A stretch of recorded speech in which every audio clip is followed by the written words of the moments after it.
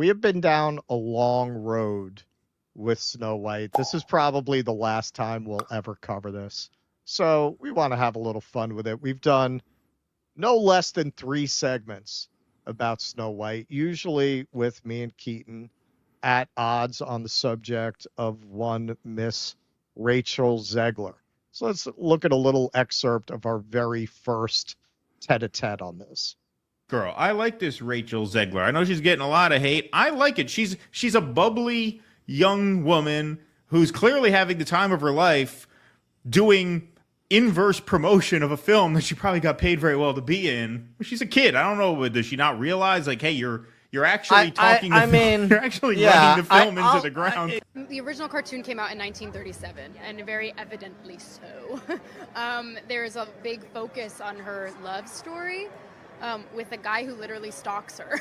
Yeah. Weird. Super weird. So we didn't do that this time. Cast a guy in the movie. Yeah, I don't know where you're coming from, Kate. All of Andrew's scenes could get cut. She could not be more cringe. I'm gonna stand there 18 hours. I don't think she's cringe. I think it's You represent like 0.02% of people in I was America scared of the who original do not cartoon. think that I was watched cringe. it once and then I never like her. picked it up again. So then we had to do another segment because there was a big flare-up between her and Gal Gadot for obvious reasons. So Rachel Zegler tweeted out, "It will always be free Palestine." Recently, Gal Gadot, who served in the IDF, by the way, got an award from the ADL. This was just a couple weeks ago, and gave a 12-minute speech about how proud she is to be a Jew, doing what Zionists tend to do, making that synonymous with Zionism and making anti-Zionism synonymous with anti-Semitism. So presumably there's a lot of tension backstage. There's somebody tweeted out, Gal Gadot is no Wonder Woman. She was a member of the IDF, an agent of apartheid and ethnic cleansing. Never forget that. Never. I shared this meme as the movie was approaching. So Disney was facing a boycott on both ends. They were facing a boycott because Zegler's pro-Palestine, and also for other things she said, trashing the original film. And they're facing a boycott from pro-Palestine people. This movie was getting it from all directions. Now, Keaton was very impressed by her labor stance during the actor strikes. That's right. Here she is speaking for labor in Hollywood. I'm gonna stand there 18 hours in a dress of an iconic Disney princess. I deserve to be paid for every hour that it is streamed online. That's right. It's a labor issue. For pro work, we got to be pro worker across the board. You know, Shama and I both wanted her for Workers Strike Back. It was just, a scheduling thing. There was a scheduling thing. She was going to come. Yeah. She was going to come, actually. actually. She should be No, she's seen our coverage. She liked it. Yeah.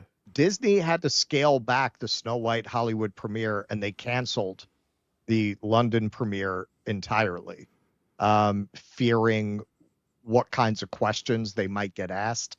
They pretty much muzzled Zegler. I don't know that they had to worry what answers she would give.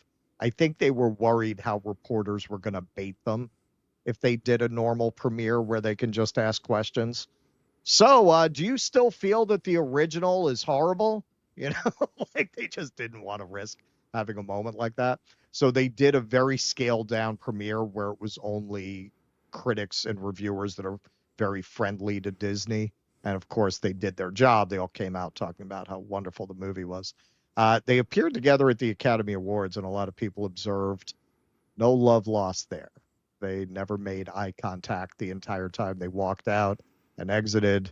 They did the gig and they left. So finally opened on Friday. 44% from the critics, 74% from the audience. Although strangely, that's typical of these Disney live action remakes, that the critic scores are lower than the audience scores. But on both sides, this is lower than would be normal. Like usually they're fresh with the critics. Snow White box office results land. Take that down. Oh, sorry. Snow White box office results land after devastating reviews. The Disney live-action remake, which stars Rachel Zegler and Gal Gadot, took 16 million across Friday and preview screenings from 4,200 venues across the U.S. Variety reports that this figure puts the film on track to land a projected opening weekend north of 45 million. Last I heard, it's actually like 43.5. Snow White has a steep climb ahead. It carries a production cost of more than 250 million, meaning it will have to have a successful theatrical run to reach profitability. By the way, they reshot a lot of this movie. It probably cost a lot more than that.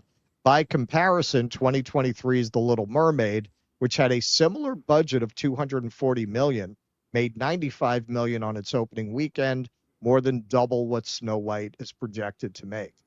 Now, I gotta say, Critical Drinker is very talented. I don't think he has a lot to worry about.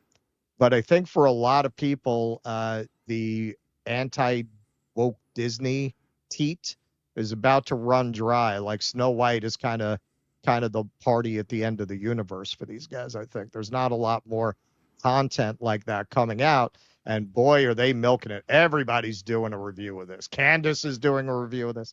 Everybody is getting in on this action, including us. But I am not going to subject myself to that movie. But hey, man, Keaton is vindicated. Keaton is vindicated in the end. Here's what Critical Drinker had to say about the much despised in his corner of the internet, Rachel Zegler.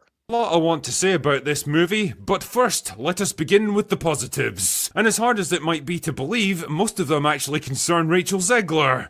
No way! Now don't get me wrong, she might be an obnoxious arsehole in the real world, but credit where credit's due here, she actually isn't terrible as Snow White. It's not true!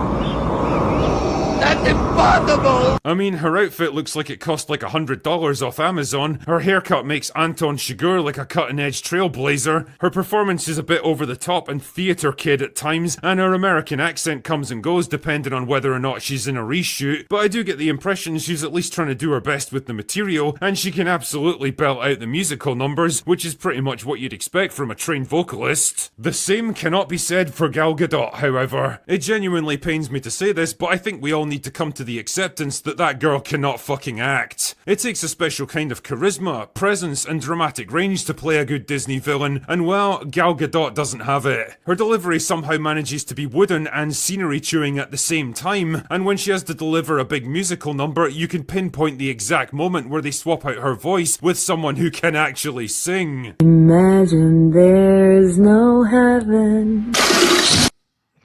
Okay. So, hey, the pro-Palestine actress, I guess, wins. She Palestine wins for the win. The Snow White movie. The Zionist takes the L. Zegler shines. And what I guess was an underwhelming film, but yeah, no, I knew she'd nail it, and she did. And the Zionist takes the L. Apparently she did. And they all lived happily ever after. Yeah, I don't think so. Not with this one. Variety's article was probably one of the most cutting, vicious reviews I've ever read. The whole article, the whole review was written with the premise, hey, this is a great made-for-TV movie for the kids. Who cares if the sets look kind of cheap and the CGI is terrible? Oh, hang on. This is a $250 million movie in movie theaters? Oh, dear. Oh, dear. So, yeah, apparently nobody is giving this a good review. Apparently it's pretty horrible. I think this movie is kind of symbolically the end of an era. Like, it's the end of the entire period that you could just walk in and pitch a deconstruction of something, and that was enough to get it greenlit. Yeah, we're going to deconstruct Snow White. Okay, well, is it good? It's not that you can't do that, but you need to do it well. And there were many years there where you didn't have to do it well. You just had to pitch that idea and you could get it made. They've lost too much money at this point on that approach. This is the now you're having the last things from that era kind of spilling out of the pipeline. And as I've been saying, A lot of these nerd channels are going to go the way of the dinosaur. Only the best of them, like Drinker, are going to survive, I think. Please clap.